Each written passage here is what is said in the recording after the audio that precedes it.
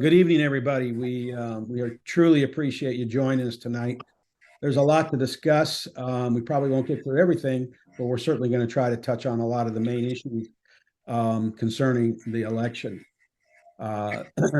This has been a tough couple of days for all of us that have been involved in this election. And I've gotten a lot of emails from people Monday morning, quarterback stuff, and complaining and moaning about this and that. And it's important we let people vent, but we've got to get beyond it and then get back up on our horse, and we got to keep moving. So we have a good presentation tonight. We have Nancy Smith, who is our political director at Middle Resolution. She has a lot of experience. She's been involved in campaigns, I think, since 2012. She's run campaigns from school boards all the way up to congressional races and everything in between. She's got a wealth of knowledge about how this all works. And then, of course, we got CJ Saylor. CJ is the state director for American for Prosperity, but before that, he worked for the governor during his campaign. Can we have people mute themselves, please? That would be really helpful. Thank you. And then CJ also worked for the administration for about a year. Is that right, CJ?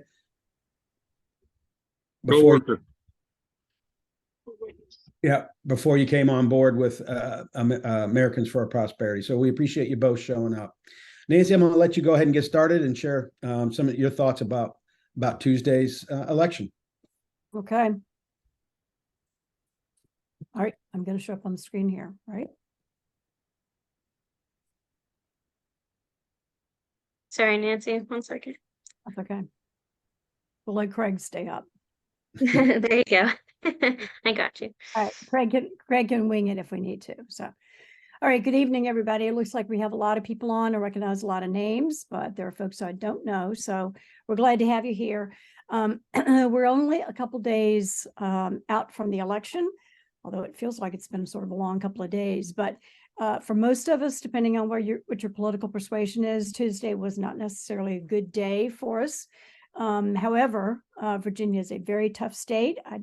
It's my home state, but I believe it's one of the toughest states in the country in terms of the political affiliation of the majority of the people who live here. And so it swings back and forth, and it looks like we're swinging back to the left, having a governor who really ran a tremendous race a couple of years ago come in and hold the House. And now it looks like we're back to the House and the Senate under Democrats with very, very close margins. That is to be expected in some ways, because with the redistricting, we now have seats that have changed pretty dramatically, but we also have a map that tells us that there are some seats that are almost always going to be a Democrat seat, and some seats are almost always going to be Republican seats. And then we have just a very, very few that are in the middle. And there's so few that, as you would expect if you're watching TV and you're watching social media, that's where the money went. That's where the ads were for the candidates who were running for those seats to hopefully gain control of one party or the other. So, Lindsay, if you would put up the VPAP page, and we're just going to sort of go quickly through the toughest races, the ones that were most expensive that many of you probably have already seen.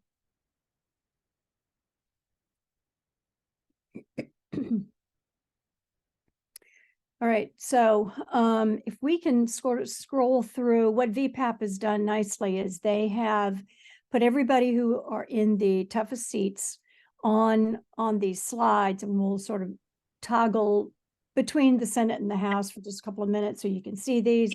You can go to vpap.org and get this, and they'll probably have it up for quite a while. But you see here, Henrico County, which is where I live, with the Van Valkenburg and candidate race was probably, I think in the end, almost the most expensive race in the state, well over $2 million on each side, on the left and the right, having been spent in that race. So Governor Youngkin spent a lot of time in Henrico, a lot of time on this race. But as you can see, Senator Donovan, who's already been in for, I think, 2 terms, did not prevail. I will tell you, living here and sort of being in the Henrico area, Donovan is known to be a really, really good campaigner. She does not leave a vote behind. And I think there's probably some surprise and once we have time for some discussion, we'll open it up a little bit. I think it was a big surprise that she lost by the margin that she did. Like everybody that you're sort of going through here, the governor's emphasis on getting out the vote early really did materialize in most of these seats, where truly people came in to vote in person. They did vote absentee by mail with the hope that if Republicans did their job, they got the voters in early, then they would not risk a loss on election day by not getting their voters there. What we did see, and again, I'll sort of reference Henrico, is that even though Senator Donovan stayed neck and neck in early voting, both by mail and in person, she was overcome on election day, and the Democrats really rolled in. I was working the polls at a number of locations and had a sense that the Democrats had made sure that they were getting their voters out. So pretty serious loss for her in Henrico. On top of that, Henrico lost, which shows how blue the county has become. Henrico lost the 2 Republican Board of Supervisor seats in this race. So now there is 1 Republican on the Board of Supervisors. The rest are Democrats. And then down ballot, Commonwealth's attorney, and then a seat that we were working on, which the Henrico County School Board lost in this. So there, and we'll see that with a few of these school board races where down ballot in very tough races impacted all the way down to the bottom of the ballot where the school board candidate was. So that is sort of an issue for some of our school board folks. In Senate District 24, Danny Diggs pulled it out. It was expected to be a very tough race. Monty Mason has been in for quite a long time. This was a new district, or a district that was significantly changed. Danny Diggs was known to be a longtime law enforcement person in, I believe, York County. I see Delois Stallman on here, so she might be able to speak to that a bit because this is her community. But a longtime, very favorable gentleman who got into the race. Monty Mason made his era when he made some critical comments about parents and education. And I assume they ran with that for most of the race. So he did prevail. It was a very tough race, but he did prevail.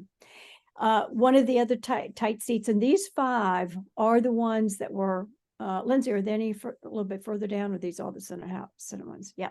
These 5 were the ones that would decide power in the Senate. And so, so the Republicans had to win some of these to be able to get control. In Loudoun and Fauquier, which everybody knows is a really, really tough area. Loudoun is now a blue county. Juan Pablo Segura, who is a young gentleman who is mostly known because he comes from a family whose parents and grandparents are billionaires. And so, but a young guy who ran a good race, but did not prevail. And so that was, he was 4,000 votes behind, or 4,500 behind. There was a lot of hope he would pull that race because it was a unnecessary seat, or with Donovan, with the other 3 being the ones that were likely for Republicans to be able to pick up, which they did, between Danny Diggs, Emily Brewer, and Tara Durant in Fredericksburg. Emily came from the House and was running on the Senate side for this race. Really good campaigner. A very tough race. She is out there and she does her job, and ran a really strong race, and she prevailed nicely. And then Tara Durant was also in the House and then moved into the Senate slot to take this race, and that was in the Fredericksburg area. And so she came out of it nicely. Again, 2 points is a little close for comfort, but she did well. So even though we picked up those 3 seats, we lost the 2, and those 2 when we needed one of those to take control. So it tells you how close it is in Virginia when it comes to splitting the Senate between Republicans and Democrats, how close it is, and one more had to come into place. CJ, anything to add on the Senate side before we go to the House?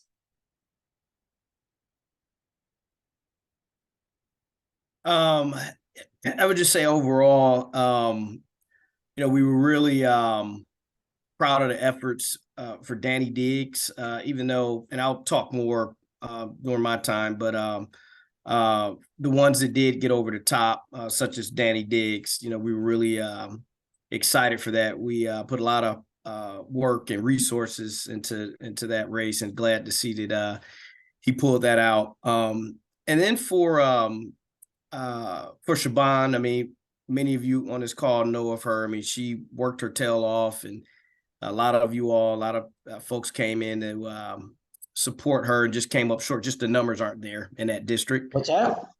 But Juan Pablo Segura had a really good showing.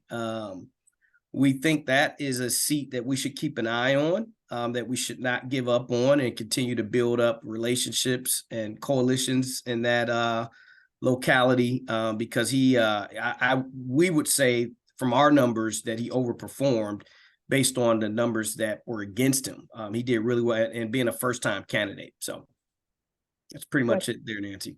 Okay, good. Thank you. All right, let's hop over to the House.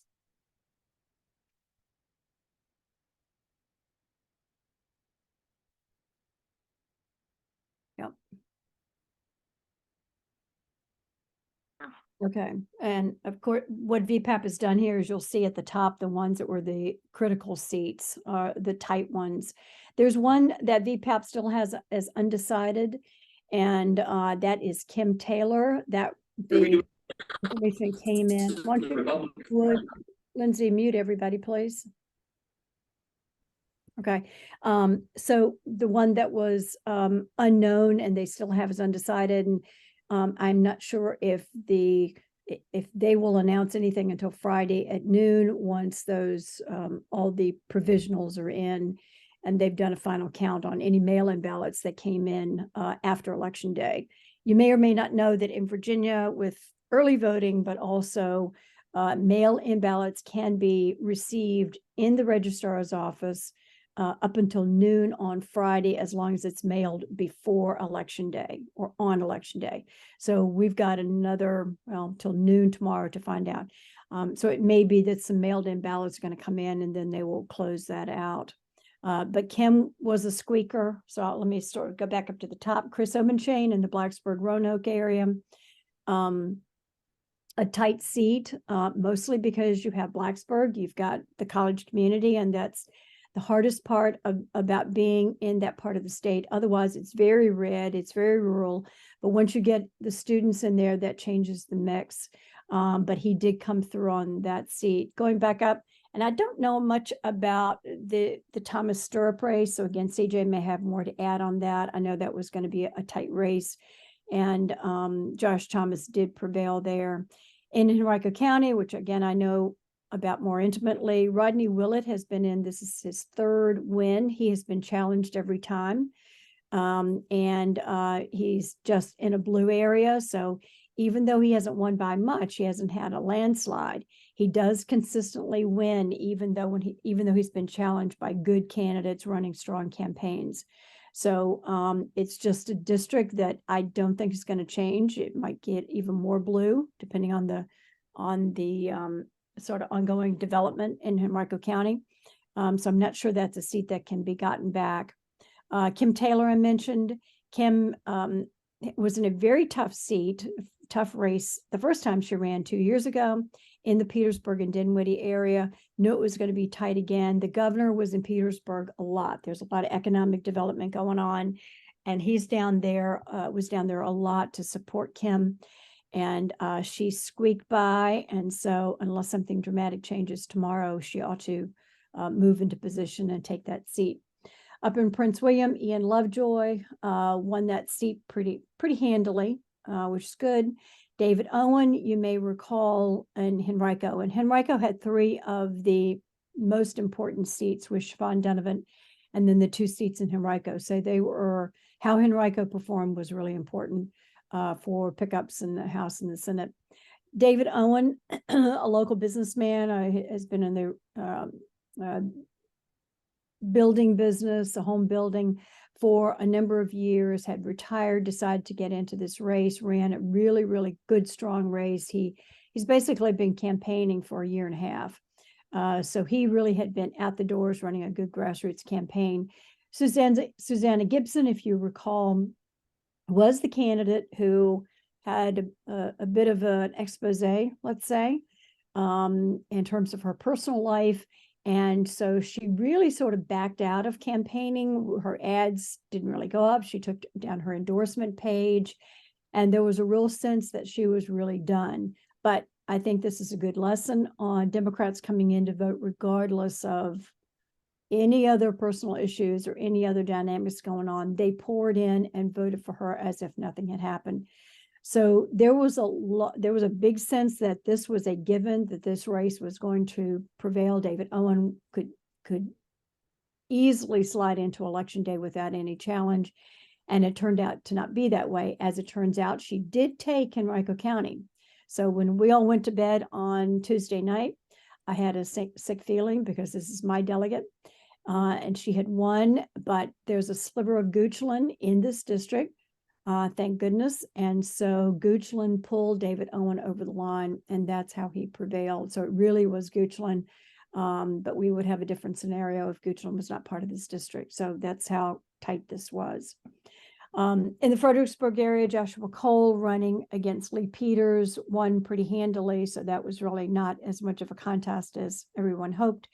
And then Baxter Ennis down in the Chesapeake Suffolk race, again, tough race, but he came through. So those were the ones that mattered most.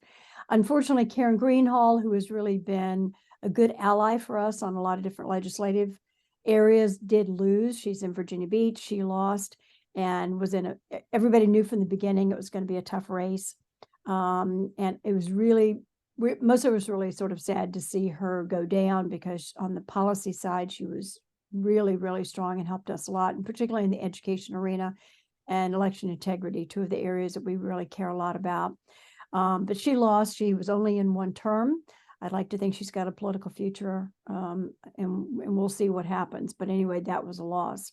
So again, these were the tightest ones. You see how close those margins are in those seats. So that's basically how the House was decided.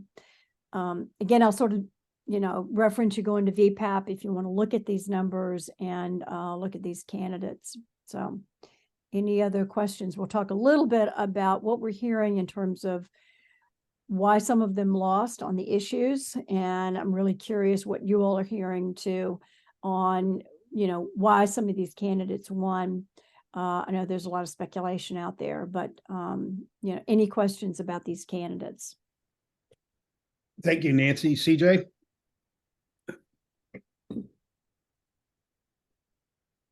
Thank you, Craig.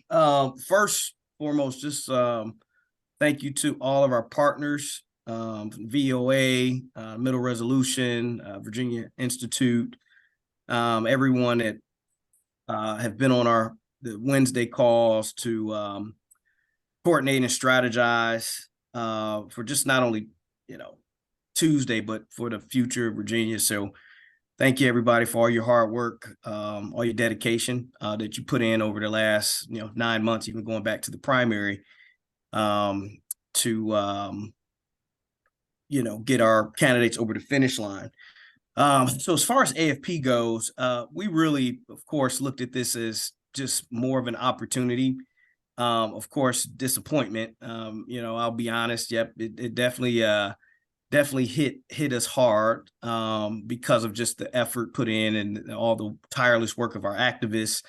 But in that, the whole idea of, you lose the battle, but you still got to win the war.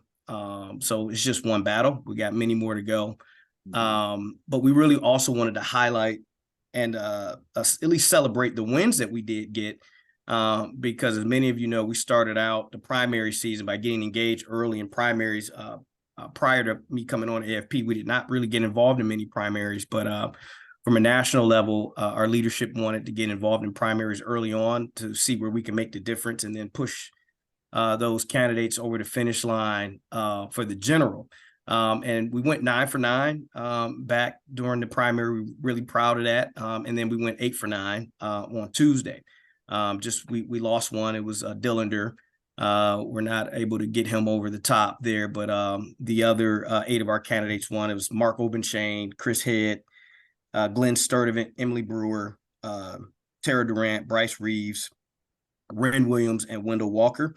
Those are some policy champions that we back during the primary and feel really good about the work that we put in to get them to the victory, because those were also some of those. I mean, Mark Obenshane and Ren Williams, Wendell Walker were some fairly good races that had a lot of our supporters in their areas. But Emily Brewer and Tara, those could have been really close, being that the delegates that overlap with those areas, Lee Peters and Tara's district, he lost.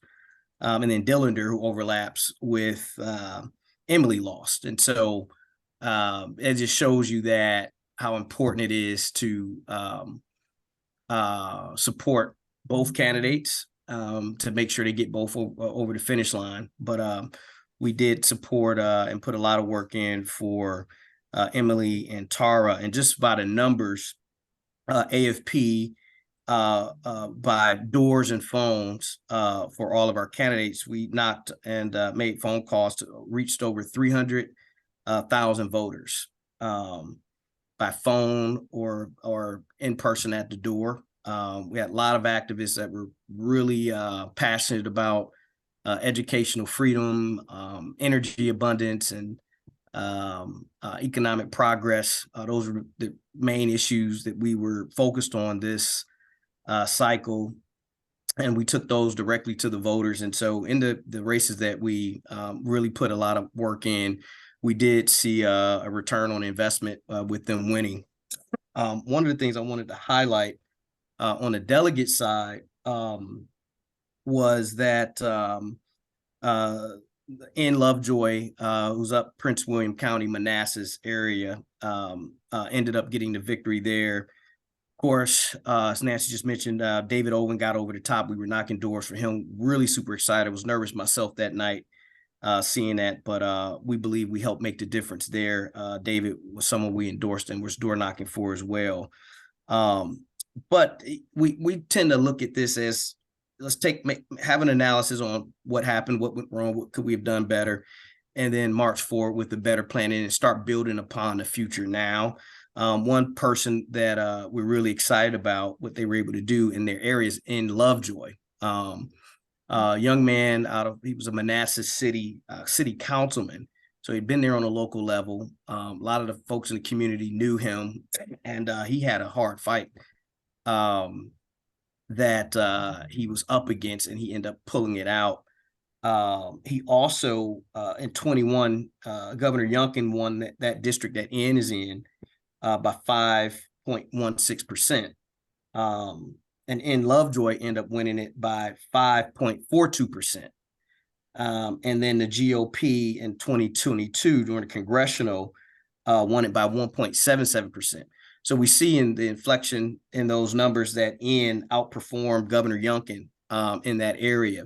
And so that's something to celebrate. I think that's also something to pay attention to, that as we look at that Manassas City, Prince William County area, that we have a policy champion there that we can start to build on those relationships, start to build on, we're going to have a call later here and think about how we're going to present the ESA or the educational tax credit.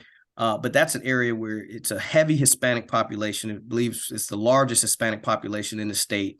Many of you know we have our Libre initiative that's headed up by Josh, and they were in that area as well. And so that's an opportunity area where we do have someone who believes in freedom and loves opportunity like we do, that we can start to support and look how we can build up our presence in that Prince County area. Is an area we have to win, no matter if it's congressional, no matter if it's statewide, if it's local. That is an area that we can tap into. And so we're just really, and I encourage most of you, all of you on this call to continue, if you have friends or family or any associates in that area, to look at how we can continue to build in that area, being that it's surrounded by a blue area and that it flip-flops like Nancy said, but we've been able to hold steady there. Also, just just going forward, overall, we saw some of the candidates did not perform at the level that Youngkin did for his race in 2021. A lot of different things, like Craig's, a lot of different, Monday morning quarterbacking on what happened. Some could say that the climate, the educational climate back then of what was going on in Loudon, which crazy things still going on in Loudon right now in the schools. But it was just a different movement. I was a part of that, being on Team Youngkin, and I got to see it firsthand. And I think a lot of folks that even a lot of independent swing voters were just fed up with Democratic policies. They were just fed up with nothing getting done. And here comes Governor Youngkin, new guy, fresh voice, really presenting solutions to the problems. And I think a lot of folks were kind of ready for something new. And this time around, it was a numbers game that we weren't able to overcome. And with all of the partnering and the all hands on deck approach that was happening, and all of the resources that Spirit Virginia lent to a lot of campaigns, just those numbers weren't there for us. And sometimes it is nothing you can do. And from an AFP perspective, we're not the campaign. We don't partner with campaigns for legal reasons. We do endorse, and we do our part to make the difference.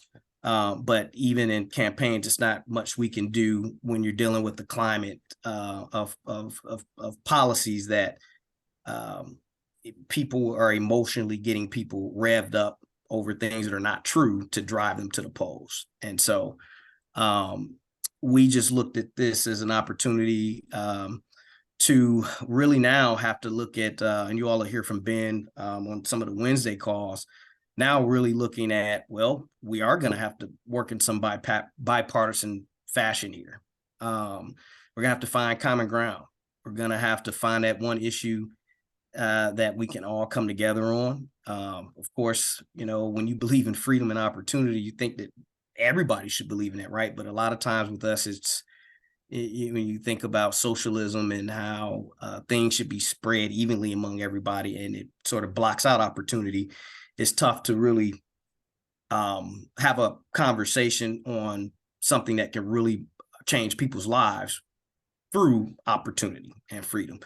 So I just encourage everybody on this call to really think about that. I mean, it's nothing we can do to change it right now. The governor is going to be the stopgoat to a lot of things. He's going to have to sign. But this is a time for us to really figure out what are the bipartisan policies that make sense, that still uplift freedom and opportunity, that we can work with Democrats on to get some good things to Governor Youngkin's desk to pass. And it may not be some things. It may be some things that that we may have to hold off until the next cycle. So just be thinking about that. And overall, we can get ready for the next 2 years. Now we got congressional coming up next year's presidential race coming up. There's a city councils coming up in different counties next year. And we got delegate race coming up, and then the next gubernatorial race is coming up after that. So I would say for us to really brush it off, recharge, rethink, re-strategize, and get ready to lead the cavalry for the coming years. And one thing that happens when you get us angry and get us riled up, we do make change at the voting booths like we did in 2021. So I believe that time is going to come around again. We're going to have it again. We took a loss this time, but this is time for us just to strategize and focus, come together, and come up with a game plan for 2024 and 25, and be ready and get ahead of it now. So that's all I have. It's a lot of other minor detailed things that are internal for our organization I'm not able to share here, but I just wanted to give an overview of what things looked like from AFP view, to thank everybody. And let's not be down. Let's keep the fight going. Let's get ready for the years to come, because we don't have much time. 24 is going to be here in 2 months. and then you look up, it's going to be the It's almost here. And this Yeah. is almost Yeah. Hey. And then you look up, it's going to be the gubernatorial cycle. So thanks, everybody. Hey, CJ, thank you so much for the comments. Are you going to able to stick around, or do you have to scoot? I know you mentioned you might have to leave early. Yeah, I could stick around for a few questions. Okay.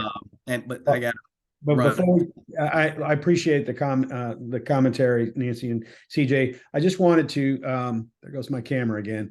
I wanted Nancy to be able to share a little bit about the good news that we experienced on Tuesday night before we go to questions. Go ahead, Nancy. Yeah. So, well, Tuesday night was tough watching the returns. I was busy watching school board races come in, and if you remember your ballot, school board was probably the last candidate down at the bottom after a lot of not only the state races but local candidates, anywhere from sheriff, Commonwealth's attorney, boards of supervisors. So all the way down at the bottom were the school boards. Many of you may know that we focused last year on school board races. We sort of got our feet wet with Virginia Beach and a couple of other localities, Bedford, where we were sort of testing the waters to see what it would take to bring new school board members on board and what kind of financial support they needed, what kind of campaign support they needed. So we did pretty well. We were satisfied. So we moved into this year focusing on school board races again. We got involved in many more races. We ended up backing about 35, 36 races, which there are a lot of candidates to keep up with. So I'd be on the phone saying, did I tell you this, or did I say this to another candidate? So after a while, I finally got them straightened out. But I think the exciting thing was the majority of the candidates we backed did win. And I can say from the candidate perspective, almost everybody who ran had not been in politics before, had no political aspirations, but these were average citizens who got in and said, we have got to change things. We've got to change things in our county. We cannot continue to have our schools running the same way. And a lot of it was triggered, as you might expect, from a lot of the uproar in Loudoun County. Frankly, a lot of that was in Virginia Beach and some other areas where parents were standing at the podium talking about issues that they were concerned about and not getting the responses that they liked on the heels of their children having been out of school for a year and a half because of COVID. And so there was a huge, huge change in how parents were perceiving what was going on in those schools because of COVID. And then the response from school divisions, and school divisions, like, are bureaucracies, like most everything that's government related. So we got behind a lot of candidates. We ended up just sort of opening the pipeline to people who are interested in interviewing with us. And then we, after several weeks of interviewing, we did sort of say, okay, we've got so many candidates who are interested. We need to sort of draw a line here. And so we decided the candidates we would get behind. And so we've had a really good run over the last 5 months with these. What we did do is of about the 35 races that we got into, 28 of those candidates prevailed, which is really, really remarkable. When you have that many candidates who are first timers, haven't raised money before, haven't been knocking doors, and for that many to win is really remarkable. And I'll do a quick rundown on who they are. One of the criteria that we started to look at as we got involved was which candidates or slate of candidates could actually prevail and take control of their boards immediately upon being sworn in. And there were a number of those. A lot of this work was being done at the grassroots level in their county. We just tapped into it, or we had relationships and found out about them. So in many cases, there were people on the ground in their counties who had either been working on this for upwards of a year before they ever got these candidates in the pipeline. Or they had put together a slate of people they thought could run together and sort of join hands and move into position. And so it was really great. A number of those groups, their slate won, and I see some of them on the call, so we might try and call on a couple of them here. So the groups that did win, who either did a full sweep or took control of their board, is New Kent, 4 new members. Basically, they took every seat. Goochland, 5 seats. They basically took out all the sitting board members and have instituted a whole new board. York put in 3 new candidates, a lot of good work there. And they took control of the board. Shenandoah, Little Shenandoah County, up in the Shenandoah Valley, 3 candidates to add to 2 sitting conservative members. So they have a very strong board now, where they will work very, very well together, I think. In Little Matthews County, we got behind a slate of 3 candidates who were running at large. 2 of those prevailed in a very tough environment. You wouldn't think Matthews County would have a lot of controversy, but local politics has its own issues to deal with. So 2 of the 3, and there was already a conservative board member on there. So they really will have control of their board. Isle of Wight, we had gotten behind 2 of those candidates last year. They added a new candidate on. And so they have 3 members of their board who are, again, sort of control of the board. And then in Powhatan, which is a neighboring county for many of us, they now have control of their board. So it was really exciting. Bedford County, near Lynchburg, had already pretty much gotten their preferred candidates in office. And so they added 1 more on, Dora Purvis. Fortunately, she did not have an opponent. So she was able to sort of run a good campaign, really turned out the vote. People came in and supported her. And so Bedford is already really, as of a year ago, up and running and doing a lot of good work there. For those of us who, and I mentioned the Loudoun County thing, we all know Loudoun County. Everybody in America seems to know Loudoun County. Amazingly, out of a 9-member board, 3 new members came on, and that was really remarkable. Those areas were a little more Republican. They're not as blue as other parts of the county. And so to have 3 out of 9 members on that board, they're a minority, but those are going to be really important people. 1 had run last year. She got back in, top-notch candidate, raised a lot of money. Lauren Chernoff, and then 2 other candidates, Dina Griffith and Carrie LaBelle, came in. So it's good to see Loudoun County have a chance to start to make some movement there, considering what they've been through. I do want to mention, and I'll just go through and call the names out for you, but I do want to mention a race we did not get into because the Middle Resolution name, like any organization, carries either some value or sometimes some negativity. And so we did not get into that race. I believe it probably ended up being the most expensive race with just a really top-notch candidate. Meg Bryce in Albemarle County. If you know Albemarle, it's right around UVA. You have the whole Charlottesville corridor there. Meg Bryce got in really early. I met with her, well, let's say we were all wearing winter clothes. It was probably February. Sat down with her and her team. And she just ran a tremendous race. She is a professor at UVA. Her claim to fame, which she's a woman in her own right and a smart woman, but she is Antonin Scalia's youngest daughter. And so she has a Scalia name. And unfortunately, they really abused her because of her father, which is, I think, just really shameful. I had a text back and forth with her, hoping she would win, but not totally optimistic. But she took it in stride. She took the loss in stride. They really ran a smear campaign against her. I think probably the worst of anybody in the state, what she endured, with just really the politics of personal destruction and going after her, her family, her father, everything they could to smear her. That race between she and her opponent cost in the range of $300,000. It is remarkable to think that 2 candidates vying for 1 seat on a school board for public education could cost $300,000, but that's the situation we're in public education right now, with 2 sides battling it out for that. So Meg is going to get back in the game. Not sure what she's going to do, but watch for her in the future because I think she's just so talented. So I'll go through the list real quick and just sort of give everybody their credit that's due. And then, Craig, if we have a minute, we'll just showcase a couple of these candidates for everybody to just say hello to them and thank them.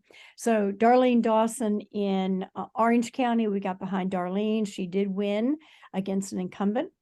As I said, New Kent, 4 new candidates in New Kent, 5 in Goochland, 3 in York, Shenandoah, 3, Matthews County, Shelley Clemens in Roanoke County. David Suderline, Senator David Suderline, was really sort of her mentor and really worked with her closely. She prevailed nicely. in what we thought was going to be a tougher race. She came through very well. Olive White, 2 candidates, a new candidate there by the name of Brandy Perkins won that seat. She was the new one to come on board. Vicki Hurt and Michelle Ward in Powhatan, Dora Purvis in Bedford. Chris Daniels in Bedford was running for re-election. He had come in on a special, so he was already on the board. Dana Griffith, Carrie LaBelle, Lauren Chernoff in Loudon.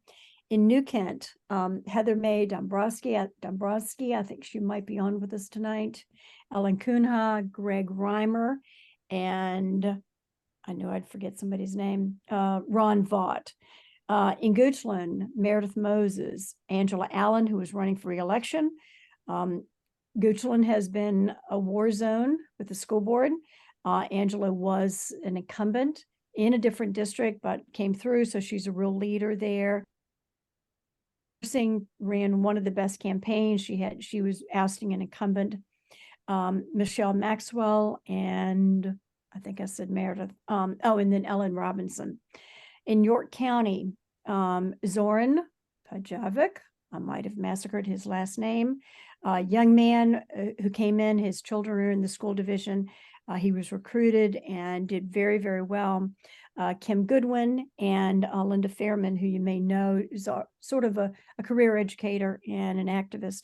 Shenandoah County, Gloria Carlenio, Mike Rickard, and Tom Street, all local people who have really strong roots in the area or been there a long time. And then Matthews County, Mary Gibbs was already on the board. In Matthews County, they're running at large. Mary Gibbs, who is a newcomer to the area from Oklahoma, has lived there for a couple of years. She was the top vote getter in a very long list of candidates. And then the gentleman who was her partner in crime, Calvin Morgan. So a lot of names you don't know, but the folks who are on here who were candidates, if you can, I'll sort of pull them out. If you would just sort of say a few words about your race and the work you have ahead of you. So who did I see? I see Meredith. Heather's on there, isn't she? Yep, I think Heather's on. Meredith Moses she's down here as Lucy, but she's Meredith. Okay. So Meredith, tell us a little bit about your race. And you were in Susan Lascolette's district. Susan, Yes. I've been on the Board of Supervisors, longtime activist, and so she was running in her district. So congratulations, Meredith. We're excited. Thank you. Thank you. So, Yeah, it was fun. It was interesting. It was hard. But we came through. All 5 of us came through. It was awesome. And I do want to thank you, Middle Resolution, for all of your help and support and encouragement. Thanks. yeah. Great candidate. Did a lot of doors. Oh, yes. Yes, a You lot. are in the western part of the county. Yes. Yes, which means there's a lot of space in between those houses. That's right. So a lot of doors. And the first time we met Meredith, she jumped and said, I need a website. Okay, good. Let's do it. Okay. Funding. I'm ready to put my own money into this race. So she had prepared for it and just ran a great race. So I'm really, really excited about you coming on board. So thank you. Thank you. Thank you. Heather. Are you on, Heather? Yeah, can you hear me? Yep. Can we see your face, or are you behind the screen tonight? Well, I put start video, but apparently it doesn't want to cooperate. There we go. There you are. Congratulations. So excited for you. Thank you. And I so appreciate your help, Nancy, even coming out to my house and helping me walk the street here. Yeah, we did. It was an incredible experience. I learned a lot, and I cannot thank Middle Resolution enough for all your support and training. And it was a phenomenal experience, and I'm just so looking forward to continuing to learn and know how to be truly engaged in making our schools better here in New Kent. Thank you. Yeah. Heather had a big win in a seat that no one was sure. Everybody thought it was going to be tighter. Heather was one of those people who had been at school board meetings for a year or better, feeling like they were not being listened to. And so she decided to take action. And the New Kent, as I mentioned, and then we'll take some questions here quickly, is that the New Kent folks, New Kent sort of grassroots, really the GOP unit had been planning this for well over a year before these candidates moved into a position. So they were looking at a long-term strategy to change over their school board. And so 4 good, strong candidates coming in who I think are really going to look at how that school division is run. New Kent, you may not know it, but if you're looking for a house, they're growing quickly. And so things will change in Little New Kent County a lot over the tenure of these board members. So I think we're going to see a lot of changes in growth as well as how well you all run the division. So really appreciate you. Lots to look forward to. Thank you. Okay, I don't see any other, but I will call on Delois Stallman here for a minute. She was one of the movers and shakers in York, and really was the one who brought Zoran in. Again, a business, an immigrant, and a gentleman who owns a business, a construction business. And so she brought him in, she mentored him, she knocked doors, she did a lot of the heavy lifting for him. So Delois, just a couple of words, and then we'll open up for some questions. Nancy, I think we might have Zoran with us too. Oh, I good. think he's on the phone. I'm not sure if he can unmute, but he might be here. Okay, Zoran, if you can, just speak up. Let's see. Yeah, there he is. And if you're unmuting on your phone, it should be *6. If you hit those buttons on your cell phone, you should be able to unmute. Hopefully that works. Maybe not. All right. Unfortunately, doesn't look like Zoran's there. And Nancy, did you have anybody else that you wanted to? Just Oh, Delois, if you yeah. want to say a couple of words about sort of what you all had been through in York. And again, many of these situations were the same. There was a real sense that the board was not listening to parents and constituents. And so many of these folks decided to do something about it. So Delois, if you want to chime in, but otherwise we'll take some questions. Okay, I'm not sure we're going to hear from Delois. I Okay. think just All right. I'm going to go ahead and let's get started on some of the questions. We're running short on time. Dolores said she can't get her mic to work. But thank you, Dolores, for all the work you did in York.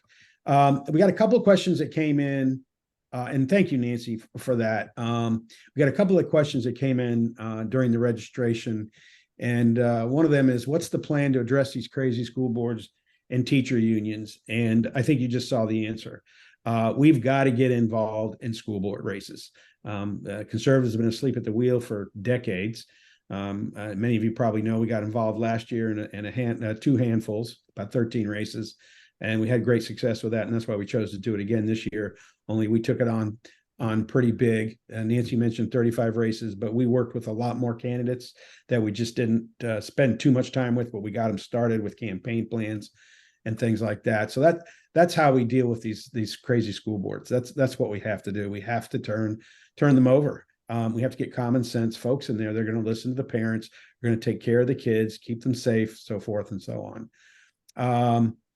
Let's see here. I got a question here. Many of you may not know about this. In Hanover County, we had a referendum. We have appointed school boards in Hanover. We have some of the best schools in the state. We certainly have the best ones in the region.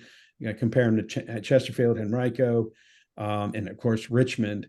And I want to call out Jack Dyer, who's on this call now. Jack is the Hanover GOP chair. And when the far left got this referendum on the ballot, he took control of the situation, and we had tremendous volunteers, and we were able to stop that referendum. And we still have appointed school boards. If you have elected school boards, you know, you can move them back to appointed. All you got to do is get a referendum on your ballot. It's not easy, but it can be done. So I would just to call out to Jack and all the hard work he did.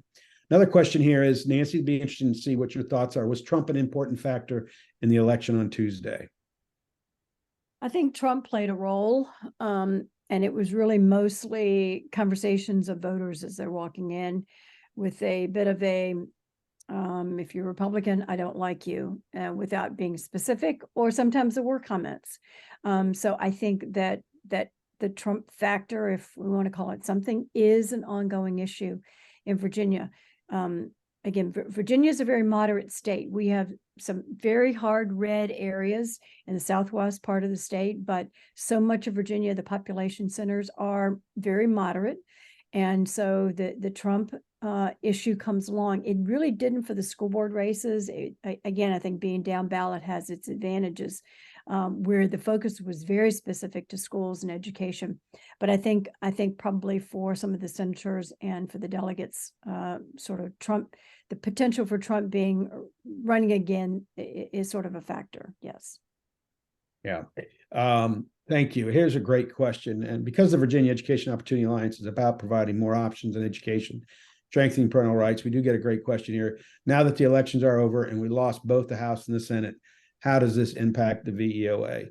Well, the first thing is important to understand is the VEOA is always assumed the worst case scenario, that we would not have both houses or both chambers. And that our strategy needed to address that. What that means is basically we have got to put pressure on Democrats to support this type of legislation. And we have been working, we have folks working in Richmond and Petersburg right now, developing a groundswell of support for these type of policies. I've recently met with Lamont Bagby, who's a senator and head of the Black Legislative Caucus. Unfortunately, he despises the governor, and they're not in the mood to really help Governor Youngkin. However, what does move these folks is their constituents, and so we have been working in those communities for, I would say, going on 10 months now, and we're going to continue to do that, and we're going to continue to recruit activists and so forth in the inner cities, in the projects down in Petersburg, here in Richmond. We also plan to go into Hampton Roads. So that's our next, we're going to continue that effort. We are going to have to look at the policies, the legislation pretty closely. We're going to probably have to modify it in order to attract some of the folks on the left. I do know there is a brand new delegate who is in the Richmond area who has expressed interest in learning more. So I do think there's opportunity. It's not going to be easy. We all know how the left operates, and they have a real stranglehold on their caucuses, unlike the Republicans. And there's good and there's bad for that. So anyway, that's what we're planning on doing, and you guys will be learning more about what we're planning on doing here as we get closer to the General Assembly. We'll be doing some more of these calls. Let's see here.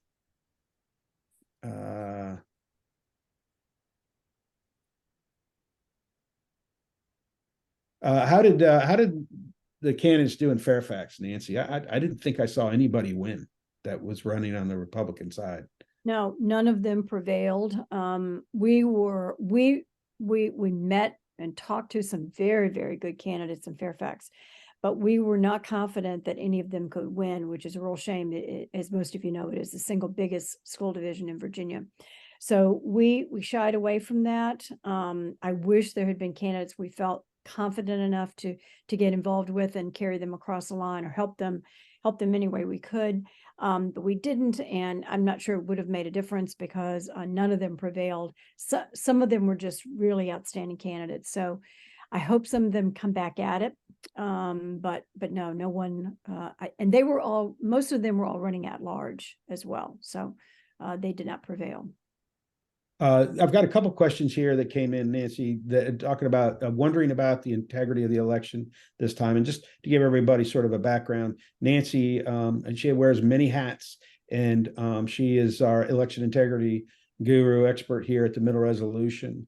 And she's been very involved in the training for the last 2 years of election officials, people that work the polls and so forth. Nancy, what was your sense about the election this year? Well, I'm not sure that I have any real takeaways. A lot of the work that's gone on through the Virginia Fair Elections Coalition, of which we are a member, And Lindsay, who's helping us here, is one of the key folks with Lynn Taylor and the Virginia Institute for Public Policy. So a lot of the work that we are doing is really ongoing. It's a bit of a 24/7 thing instead of campaigns, which come and go and, peak and go back down. So election integrity is always ongoing. One of the things that we've been working on is list maintenance. The commissioner of elections in Virginia is actually doing a pretty good job. This is no small thing to take an agency and start to really sort of move it forward from pretty stagnant list maintenance processes to improvement there. So I know that there was concern for a lot of people that the governor was pushing early voting and pushing more absentee ballots, which are considered one of the riskiest ways for vote fraud to occur. On the campaign side, because I work on both sides, I was sympathetic to that, saying you've got to get, as a campaign manager and a candidate, you've got to get the voters in any way you can, and you can't just yield that. You can't walk away from mail-in ballots and not have your opposition use it. So you had to. I know that was a concern. What a lot of people did, though, was they did walk in and vote in person, which is secure. You're going in, your ballot's being cast by you, and so you're not dependent on someone else who's going to handle a ballot for you. The governor's push on that, I think, yielded some benefit in terms of, and sort of back to the House and Senate candidates, where Virginia Republicans typically are way behind the curve on their voters being willing to go in and vote and waiting until election day. And the governor's push, I think, did yield some early numbers that may have really pushed some of these candidates over the line that we would not have gotten. So I think there's room for improvement. The concern about absentee ballots, ballot drop boxes, some of those will continue. I think if Republicans had picked up the House and the Senate, we'd be looking at trying to move some legislation through to change some of those. I doubt that's going to happen now, but a lot of the work is just really very technical, and it's really geared towards just making sure that whoever votes legitimately, votes honestly, and the people on the voter rolls are the people who are actually registered and live in Virginia. So we've got some really good questions here. Does the school board have a chance to change things with this election? Do we have enough conservatives that won? One of the things that we've been talking about at the VEOA is, with more conservative school boards. Well, let me back up. When we interview candidates, and we've interviewed now between the last 2 years, probably close to 80 candidates, we always ask them about their position on more education options. And I think without exception, they all agree that we need more options. And one of the opportunities we may have is more charter schools. The way the Constitution is written in Virginia is that a charter school applicant submits their application to the local school board. If the school board turns it down, that's it. There's no appeal process. There's no other way to go. There's no other where to go. And the Virginia School Board Association, the Virginia Education Association, which are now far left groups, always advise don't vote for this stuff. Now that we have school boards that actually will be open to these ideas, we may see some charter schools. The other thing that we've talked about is what kind of education options can the local school board promote within their own school district. So we're going to be looking at that. I think we're going to see potentially a wave of sort of innovative ways that local school boards can provide more options for their children, whether it's within the public school, because a charter school is a public school, or outside of the public school. So we're going to be investigating that. We're going to be investigating that pretty thoroughly. We did get a lot of questions in the last 2 years about, can we, a school board asking, can we pass a local ESA, for example? And we're looking at that. There may be some legal challenges there, but at the same time, I think we need to move forward with that kind of thing. We have another question. I'll just Go make ahead, a Nancy. comment onto that quickly. I know we're running out of time, but many of the new school board members again, like I said in the beginning, we're not political. They never expected to run for office. They have no real ambition to move up the ladder, but they ran on parental rights, and they believe that in their core. Not only do they have children in the school divisions that they care about, but they believe in parental rights all the way. So when it comes to your tax dollars that your family pays for public education, I think many of them will say it is your right as a parent to choose education options that best fit your family. And so I think we're going to see less resistance from school board members than we historically have, even though they've got a budget they have to manage. They have important financial, considerations that they have to fulfill as their duty. But I think we will see a different perspective on many of these school board members and how they view, education choice. Yeah, and I want to point out, we have Shelley Norden on the call. She's on the board of the School Board Members Alliance. And school board members are quickly leaving the VSBA. Now, the way the VSBA works, Virginia School Board Association, is the whole school board votes to join the VSBA, and then they become a member. The Virginia School Board Members Alliance, you can join as an individual member. Your whole school board doesn't have to join. And they are growing rapidly. They can provide so much of the same services that the VSBA can. And now that we've got all these new candidates that have won, we're going to see a huge surge in their membership as well. So if you're on this call and you're not familiar with the School Board Members Alliance, I encourage you to look that up on the website. Maybe Shelley, you could put the link up there so people can look to you. They need help, they need resources. So we want to encourage that. We have one last question, and I'm going to take here. Michael Hartney is on the call today. Michael researches school board races across the country. He's somewhat of a data wonk, and he really likes to look at this stuff. He's been a big supporter of the work we're doing. And he asks, do we have any sense of whether the most effective messaging in school board races differs based on parent versus non-parent voters? Nancy, do you have any sense that there's a difference in the messaging between those two? I'm not sure that I have anything that you could really walk away with, because we didn't do exit polling. We did not go back, and polling is an expensive business, and school board members certainly do not have the money to run polling. So a lot of it is what you get at the doors.